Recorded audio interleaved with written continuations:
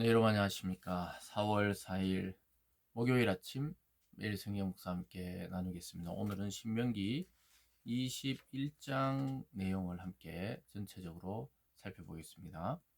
예, 하나님 여호와께서 내게 주어 차지하게 하신 땅에서 피살된 시체가 들에 엎드려진 것을 발견하고 그 쳐 죽인 자가 누구인지 알지 못하거늘 너희의 장로들과 재판장들은 나가서 그 피살된 곳에 사방에 있는 성읍의 원근을 잴 것이요 그 피살된 곳에서 제일 가까운 성읍의 장로들이 그 성읍에서 아직 부리지 아니하고 멍에를 매지 아니한 암송아지를 취하여 그 성읍 장로들이 물이 항상 흐르고 갈지도 않는 씨를 뿌린 일도 없는 골짜기로 그 송아지를 끌고 가서 그 골짜기에서 그 송아지의 목을 꺾을 것이요. 아멘. 오늘 본문의 내용을 중심으로 은밀하고 사적인 죄, 은밀하고 사적인 죄라는 제목으로 말씀을 증가하겠습니다. 오늘 신명기 21장 전체는 공동체 내에서 일어날 수 있는 아주 범인을 알 수 없는 어떤 살인 사건 또는 여자의 포로로 잡아온 여성에 대해서 또 장자의 권리에 대해서 또 폐역한 아들, 부모를 거역하는 이 자녀에 대해서 또 그리고 마지막에는 사형수에 대한 규정을 다루고 있는 것이 신명기 21장입니다. 그래서 오늘 이 내용 전체적으로 볼 때는 기본적으로 은밀한 폭력, 은밀한 사적인 어떤 보복 이런 것까지도 그 죄에 대한 사함을 어떻게 해야 되는지를 오늘 먼저 보여주고 있습니다. 오늘 첫 번째는 범인을 알 수 없는 살인 사건에 대해서는 그 살인 사건이 일어난 그 시체가 발견된 곳에 가장 가까운 성읍에서 책임을 지도록 했습니다. 그래서 그 가장 가까운 성읍에 있는 지도자들이 송아지 한 마리를 암송아지, 특히 전혀 일을 해보지 않고 아주 순수하다고 생각하는 그 송아지죠. 그 송아지의 목을 꺾어서 그 피를 흘림으로 그 죽은 자의 그 죄를 그 누군지 범인을 모르기 때문에 이 송아지가 대신 그 죄를 짊어지고 죽음을 맞이하는 것을 보게 됩니다. 그래서 결국은 이 하나님이 억울한 죽음에 대한 핏값을 치르도록 하는 것을 보게 되죠.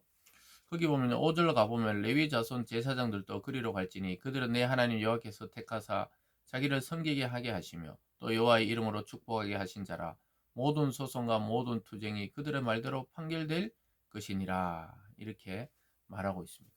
그래서 판결에 대해서 레위인들 또 제사장들이 가서 판결을 하는 것이죠. 그래서 무관심과 또는 전혀 사람이 알지 못, 그 당시에는 뭐 CCTV도 없고 또 지나가다가 본 사람도 없기 때문에 이러한 방식으로 하나님이 공동체의 죄를 씻어내게 하셨던 것이죠. 그래서 송아지를 도살하는 그러한 의미는 죽은 자를 보호하지 못한 데 대한 속죄의 의미가 들어가 있습니다. 그래서 우리가 그 하나님께서는 그의 죽음을 목격하신 것이죠. 그 살인자도 누구인지 알지만 사람들이 그것을 찾아내지 못할 때 공동체의 책임을 돌리면서 가장 가까운 성읍에 있는 그 장로들이 나와서 또 제사장이 나와서 그 송아지를 목을 꺾음으로 그 피 흘린 자의 그 원한이라 할까요? 그것에 대해서 하나님이 이 공동체 전체에 속죄를 줌으로써 그 책임을 면해주는 것을 보게 됩니다. 8절에 보면요. 여호와여 주께서 속량하신 주의 백성 이스라엘을 사하시고 무죄한 피를 주의 백성 이스라엘 중에 머물러 두지 마옵소서 하면 그 피 흘린 죄가 사함을 받으리니 너는 이와 같이 여호와께서 보시기에 정직한 일을 행하여 무죄한 자의 피 흘린 죄를 너희 중에서 제할지니라. 범죄자를 알 수 없는 그 살인 사건에 대해서도 그냥 무관심하거나 또 무심하게 지나치지 않도록 하나님은 조치를 취하고 공동체 전체가 그 죽은 자에 대해서 속죄함을 받도록 송아지를 대신 이 제물로 드리는 것을 보게 됩니다. 여러분 이것을 통해서 알 수 있는 것은 하나님은 이 어떤 사람의 그런 죽음과 삶, 또 어떤 사람의 그 무고한 피에 대해서 기억하고 계시다는 사실입니다. 사람들끼리 전혀 아무도 모르게 저지른 그런 은밀한 이러한 살인에 대한 죄까지도 하나님은 반드시 책임을 물으신다는 것을 알게 됩니다. 첫 살인이었던 가인과 아벨 그 들판에 아무도 없는 곳에서 행해진 그러한 살인 사건도 하나님은 아시고 가인을 책망하셨던 것이죠. 그래서 하나님이 모르고 있다는 일, 하나님 모르게 한다는 일은 있을 수가 없습니다. 그래서 우리가 누구 앞에서 지금 살아가는지를 늘 의식할 필요가 있습니다. 저와 여러분, 이 땅의 모든 사람은 하나님의 면전, 하나님의 눈앞에서 생을 살아가는 것입니다.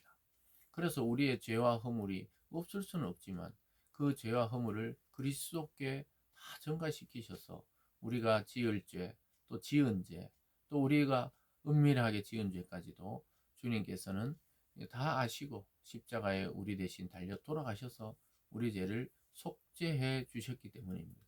그래서 모든 인간은 사실은 죄를 짓고 살아갑니다. 그래서 모든 인간에게는 예수 그리스도가 필요한 거예요. 구원자가 필요 없는 인간은 아무도 없습니다. 왜냐하면 하나님이 다 보고 계시기 때문이죠. 그 다음부터 이어지는 10절부터 23절까지는 여자 포로를 아내로 삼는 규정이죠. 11절에 내가 만일 그 포로 중에 아리따운 여자를 보고 그에게 연연하여 아내를 삼고자 하거든 그를 내 집으로 데려갈 것이요 그는 그 머리를 밀고 손톱을 베고 또 포로의 의복을 벗고 내 집에 살며 그 부모를 위하여 한 달 동안 애곡한 후에 내가 그에게 들어가서 그의 남편이 되고 그는 아내가 될 것이요 한 달 동안 애곡하게 하고 그 떠나온 부모의 그 이민족이니까요 잡아왔으니까 그것에 대해서 애곡하고 또 머리털과 손발을 밀고 정결 의식을 행한 이후에 그리로 들어가서 그의 남편이 된다는 것이죠. 그래서 그는 절대로 만약에 헤어지더라도 돈 주고 팔거나 또는 종으로 여기지 말라고 이야기하면서 포로로 잡혀왔지만 비록 자기의 아내 되었던 자에 대해서 존중할 것을 그 당시에 그 시절에 타 문화권이나 또 이러한 법이 있는 데가 없어요. 하나님만이 오직 이렇게 그 여성의 인권에 대해서 또 여성에 대해서 보장하고 보호하는 것을 그 당시에 이미 보게 됩니다. 물론 오늘날 시선으로 보면 또 많이 아직은 그 규정이 또 여자에게 좀 불리하거나 또는 인격적이지 않다 이렇게 볼 수도 있지만 하나님은 그러한 아주 개인적인 일까지도 관리를 하시는 것이죠. 그리고 계속해서 보면요. 거기 15절 이후에는 장자의 권리에 대해서 나오는데 혹시나 부인이 있고 또 두 번째 부인이 있고 일으킬 경우에 자기가 더 사랑하는 자가 낳은 아들은 둘째고 만약에 그렇지 않는 자가 장자라면은 그래도 그 여인의 아들 그를 장자로 인정하라고 이야기하고 있습니다. 16절에 보면요. 자기의 소유를 그의 아들들에게 기업을 나누는 날에 그 사랑받는 자의 아들을 장자로 삼아 삼장자 곧 미움을 받는 자의 아들보다 앞세우지 말고 반드시 그 미움을 받는 자의 아들을 장자로 인정하여 자기 소유에서 그에게 두 몫을 줄 것이니 그는 자기의 기력의 시작이라 장자의 권리가 그에게 있음이니라.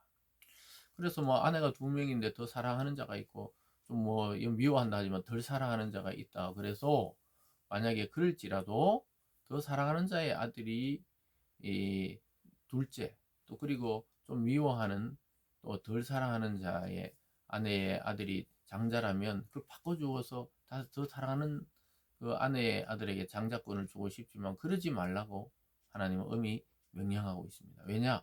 하나님의 질서에 어긋나기 때문이고 그 부인의 더 사랑하고 덜 사랑하고 상관없이 너의 기력의 시작이 그 장자에 있기 때문에 두 몫을 주라고 명령하고 있습니다. 그리고 18절부터는 패역한 아들은 제하여 버리라 돌로 치라 그러죠. 21절에 그 성읍의 모든 사람이 그를 돌로 쳐 죽일지니 이같이 내가 너희 중에 악을 제하라. 그래서 부모에게 거역하고 부모를 폭행하고 부모에게 대드는 자는 돌로 쳐 죽일 죄인이라고 말하면서 악을 제하라고 이렇게 엄하게 명령하고 있습니다. 아까도 장자의 권리도 그렇고 이 패역한 아들에 대해서도 그렇고 이렇게 하시는 이유는 하나님의 창조 질서가 어긋나지 않도록 하는 것이죠. 자식이 부모를 낳은 게 아니라 부모가 질서에 따라 자식을 낳았기 때문에 이러한 모든 것이 흔들리면 사회의 모든 것도 흔들리기 때문입니다. 사랑하는 여러분, 그리고 사형수도 마찬가지입니다. 22절에 사람이 만일 죽을 죄를 범함으로 내가 그를 죽여 나무에 달거든 그 시체를 나무 위에 밤새도록 두지 말고 그날에 장사하여 내 하나님 여호와께 내게 기업으로 주시는 땅을 더럽히지 말라. 나무에 달린 자는 하나님께 저주를 받았음이니라. 이 구절을 나중에 신약의 그리스도의 십자가로 그렇게 사건으로 인용하기도 하지요.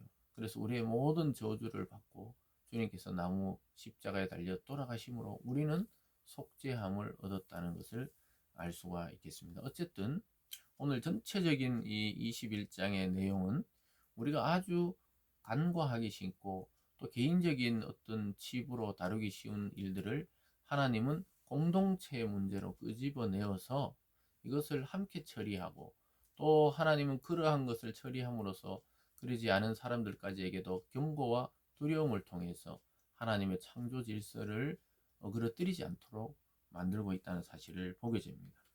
그래서 여러분 은밀한 재와 폭력, 사적인 그러한 문제로 방치하지 말고 적절한 방식으로 교회와 사회가 대응할 수 있어야겠습니다. 오늘 말씀을 통해 우리가 다시 한번 우리 주변을 살피고 돌아보는 오늘이 되기를 바랍니다. 기도하겠습니다. 사랑의 하나님 아버지, 아주 은밀하고 사적인 부분까지 주님께서는 공동체의 문제로 인식시키므로 누구나 이러한 말씀에 경고를 받고 하나님 앞에 하나님의 눈앞에 살아가는 자답게 살아가라고 말씀하고 있습니다. 우리의 주변과 우리 자신을 말씀으로 점검해서 하나님 말씀에 합당한 그러한 삶 살아가게 하여 주시옵소서. 감사드리며 예수님 이름으로 기도드리옵나이다. 아멘.